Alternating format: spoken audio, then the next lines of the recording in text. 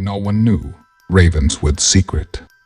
No one knew what kills animals, lights up the forest, and writes codes.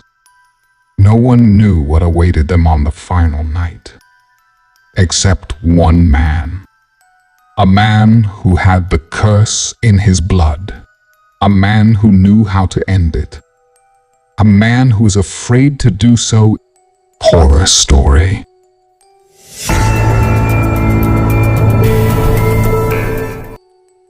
Scary story. The sun was setting over the horizon, painting the sky with crimson and gold. The town of Ravenswood, a small settlement in the American Midwest, was preparing for another night of uncertainty and fear. The townspeople had been living under a shadow of terror for the past few weeks, ever since the first signs of trouble appeared. It started with the disappearance of livestock. Cows, sheep, and chickens vanished from their pens and pastures, leaving behind only bloodstains and bones. The farmers were baffled and angry, suspecting that wolves or coyotes were behind the attacks. But no tracks or traces of the predators were ever found. Then came the flickering lights. At night, the woods surrounding the town glowed with an eerie luminescence, as if fireflies or lanterns were dancing among the trees. Townspeople were curious and frightened, wondering what caused the strange phenomenon. Some ventured into the forest to investigate, but none returned. Finally, there were the symbols. On the doors of the barns and houses, someone or something had carved mysterious markings that resembled ancient runes or hieroglyphs. Townspeople had no idea what they meant, but they felt a chill in their bones whenever they looked at them. They sensed that they were a warning or a curse from an unknown and malevolent force. The town was gripped by panic and paranoia as rumors and speculations ran wild. Some blamed the Indians, who lived in a nearby reservation, for practicing dark magic and seeking revenge. Others blamed the newcomers, who had arrived from the east, for bringing bad luck and evil spirits. And some blamed themselves for angering God with their sins and transgressions. But no one knew the truth. No one knew the origin of the curse that had befallen Ravenswood. No one knew the secret that lay buried in the heart of the forest. No one knew the fate that awaited them on the final night, except for one man. His name was Sam Walker, and he was a farmer. He had lived in Ravenswood for most of his life, and he loved the town and its people. He was a hard-working, honest, and brave man who had faced many hardships and dangers in his life. He had lost his wife to a fever and his son to a war. He had survived droughts, floods, and blizzards. He had fought off bandits, outlaws, and Indians. He had seen the best and the worst of humanity. But now he was afraid. He was afraid for himself and for his town. He was afraid of the curse that had descended upon Ravenswood. He was afraid of the dark secret that he had kept for so long. He was afraid of the night that was coming. He knew what was happening. He knew why it was happening. He knew how to stop it, but he didn't know if he had the courage to do it. He had tried to warn the townspeople, to tell them the truth, to urge them to leave. But they didn't listen. They didn't believe him. They thought he was crazy, or drunk, or possessed. They shunned him, mocked him, and threatened him. They called him a liar, a traitor, and a coward. They didn't know that he was the only one who could save them. He had one last chance. He had one last hope. He had to find the others who knew, the others who could help. He had to find Sarah Reynolds, the school teacher. She was smart, kind, and brave. She had come to Ravenswood a year ago from Boston to teach the children. She had a passion for learning and a curiosity for the unknown. She had befriended Sam and had listened to his story. She had believed him and had agreed to help him. He had to find John Carter, the preacher. He was pious, devout, and loyal. He had come to Ravenswood 2 years ago from Virginia to spread the word of God. He had a zeal for faith and a compassion for the lost. He had respected Sam and had heard his confession. He had forgiven him and had offered to assist him. He had to find Mary Jones, the widow. She was gentle, sweet, and strong. She had lived in Ravenswood for all of her life, and she had suffered more than anyone. She had lost her husband, her daughter, and her grandson.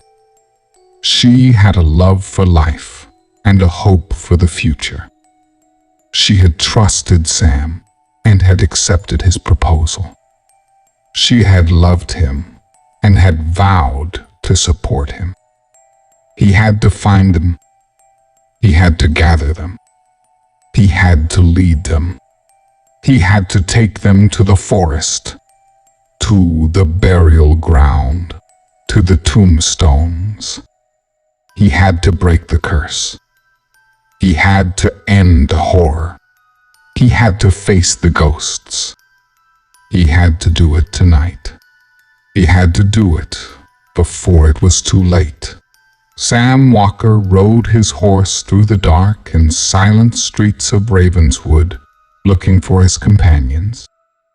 He had left a note at his farm, explaining his plan and asking them to meet him at the edge of the town. He hoped they had received it and that they were willing to follow him. They were Sarah, John, and Mary. They had read his note, and they had agreed to join him.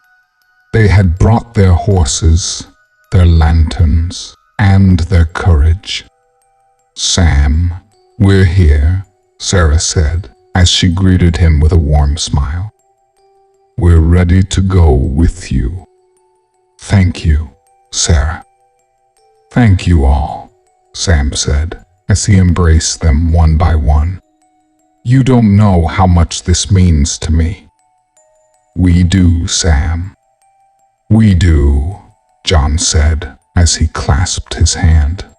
"We're your friends, and we're here to help you." "Sam, I love you," Mary said, as she kissed him softly. "I'm with you, no matter what." Sam felt a tear roll down his cheek as he looked into their eyes. He saw trust, compassion, and love. He saw the only people who understood him, who believed him, who supported him. He saw the only people who could save him. "Let's go then," Sam said as he mounted his horse. "We don't have much time." They nodded and followed him. They rode into the night, towards the forest, towards the burial ground, towards the tombstones. They rode into the unknown, towards the curse, towards the horror, towards the ghosts. They rode into their destiny. The forest was dark and cold as they entered its depths. The wind howled through the branches, and the leaves rustled with sinister whispers. The lanterns cast flickering shadows on the trees, creating grotesque shapes and figures. The air was thick with dread and danger, as if something was watching them, waiting for them, hunting them. They pressed on, following Sam's lead. He knew the way. He had been there before. He had seen the place. He had seen the things. He had seen the truth. He had seen the curse. He had seen it 20 years ago, when he was a young and adventurous man. He had seen it with his friends, who had dared him to explore the forest. He had seen it with his brother, who had accompanied him out of curiosity. He had seen it with his eyes, and he had paid the price. He had found a burial ground, hidden among the trees. He had found tombstones bearing the names of the townspeople. He had found the secret buried in the ground. He had found the curse, and he had unleashed it. He had disturbed the graves out of ignorance and foolishness. He had awakened the spirits out of curiosity and recklessness. He had broken the seal out of greed and selfishness. He had broken the curse, and he had doomed them all. He had escaped, but he had not forgotten. He had lived, but he had not forgiven. He had survived, but he had not redeemed. He had survived, but he had not lived. He had carried the guilt, the shame, and the fear. He had carried the secret, the burden, and the responsibility. He had carried the curse, the horror, and the destiny. He had carried them for 20 years, and he had carried them alone. Until now, he had found the others who had shared his pain. He had found the others who had offered their help. He had found the others who had given him hope. He had found the others, and he had found himself. He had found a way to end the curse. He had found a way to stop the horror. He had found a way to face the ghosts. He had found a way, and he had to take it. He had to take them to the burial ground, to the tombstones, to the secret. He had to take them to the curse, to the horror, to the ghosts. He had to take them to the end.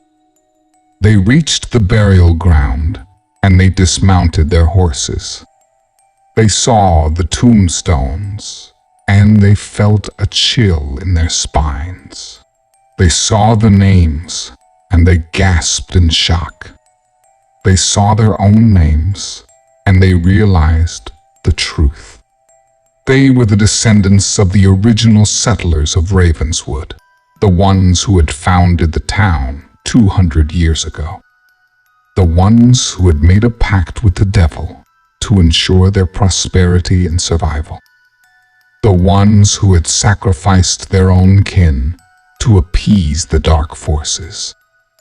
The ones who had cursed their bloodline to seal their fate. They were the heirs of the curse, the victims of the horror, the targets of the ghosts. They were the living dead. They looked at Sam, and they understood his plan. They looked at each other, and they accepted their roles. They looked at the sky, and they prayed for their souls. They were ready to die. They followed Sam as he led them to the center of the burial ground. There, they saw a large stone slab covered with symbols and blood. There, they saw a hole in the ground, leading to a dark and sinister chamber. There, they saw the source of the curse, the origin of the horror, the home of the ghosts.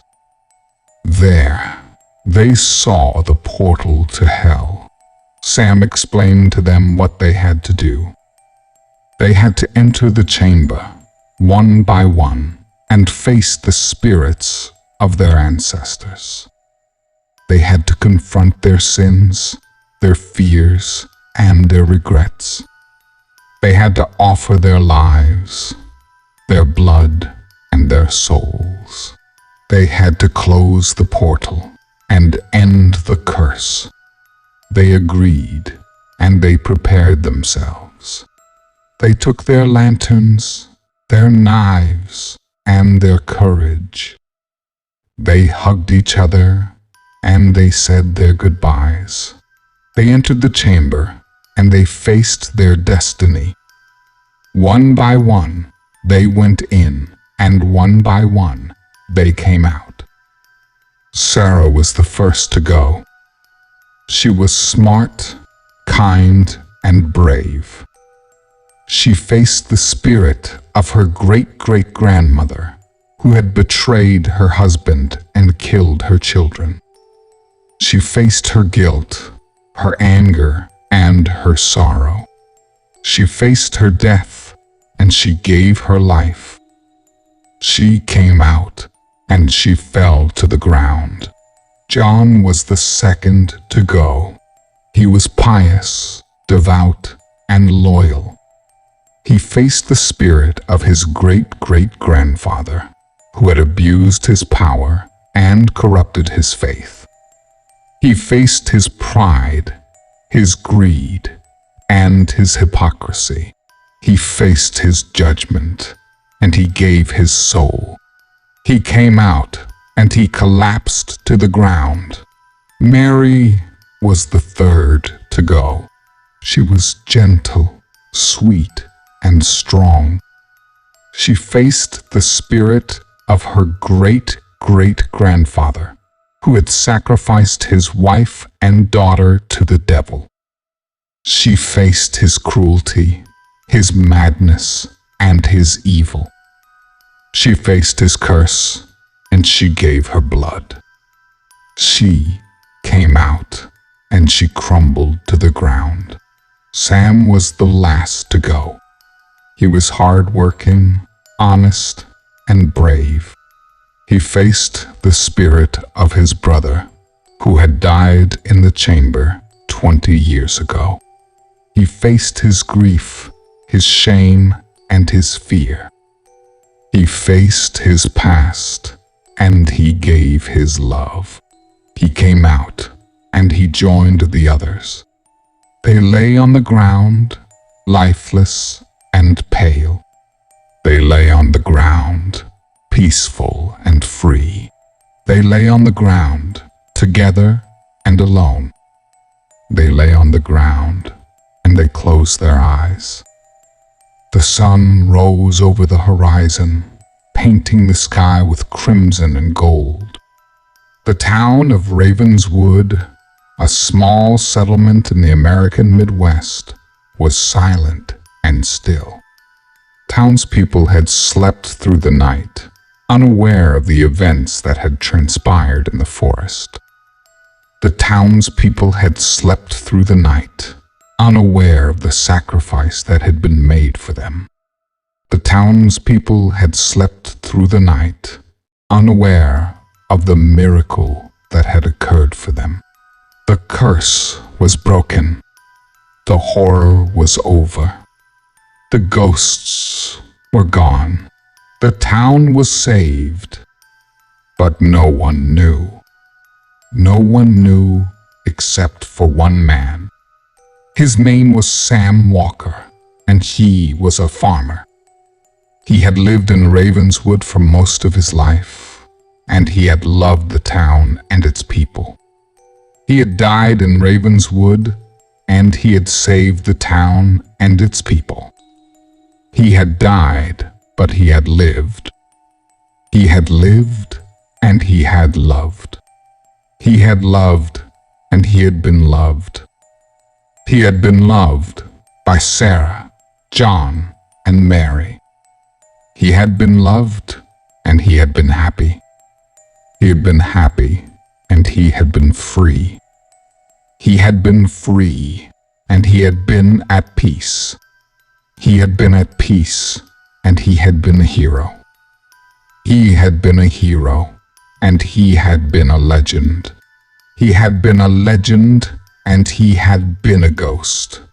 He had been a ghost and he had been a guardian. He had been a guardian and he had been a friend. He'd been a friend and he had been a part of Ravenswood. He had been a part of Ravenswood and he had been a part of its history. The townspeople of Ravenswood continued their lives, unaware of the sacrifice that had saved them. Sam Walker became a legend, a silent guardian in the town's history. The symbols on the doors faded away, and the eerie lights in the forest vanished. Ravenswood returned to a semblance of normalcy, but its people would never know the true hero who had walked among them. Thank you for joining us for this spine-tingling story. We hope you found it both thrilling and thought-provoking. If you enjoyed this video, please consider participating in our channel by subscribing, liking, and sharing it with your friends.